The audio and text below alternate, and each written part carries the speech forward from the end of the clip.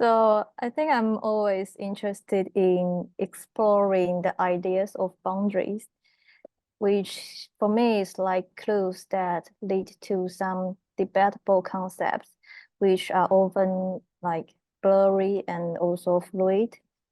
And because of this, I pay a lot of attention to the cross-regional flow of culture and how history and ideology shape each other even today. And maybe from another perspective, I'm also interested in the boundaries that lies in the contemporary spiritual world, especially the issues that related to the globalization and technology in Asia. And based on this, how the artistic creation and curation can create dialogue is the theme that I keep exploring. Yes, for me, because I lived in China for a long time, and which I find out was quite rare experience for the people in my age and the work in this field. And I think the boundaries is not only the boundaries that geography or something that can be seen, but also loads of the situations that there are lacks of understanding and conversations.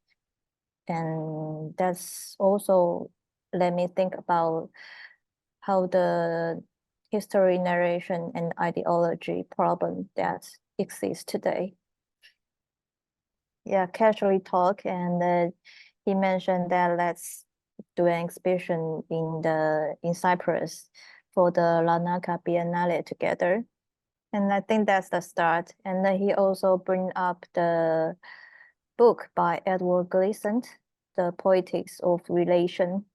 And I think it's interesting that this starting that make me think about the common theme that can connect where we live, which is the East Asia and also Cyprus. So just slowly we do our things by ourselves and talk sometimes about the common thing. And in the end, thanks for Jun's organization, this project finally come true. And in response to the Larnaca Biennale, we spent about a month in the city Atheno, which is located in the buffer zone of Cyprus.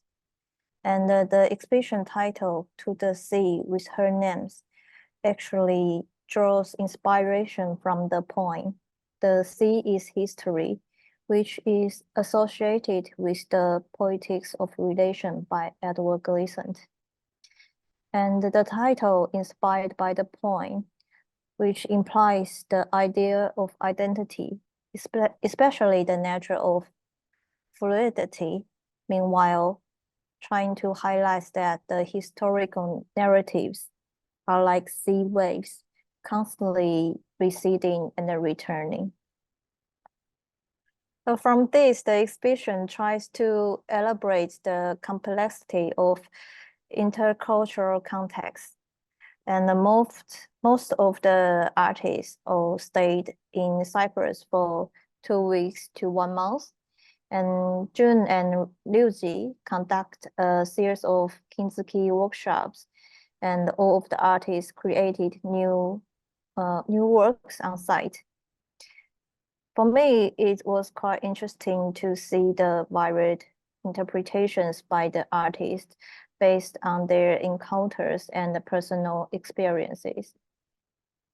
We can see the artists collected, distinguished, and transformed the meanings from different perspectives connect to the land, and such as natural resource, cultural heritage, traditional craftsmanship, and also ambiguous memories.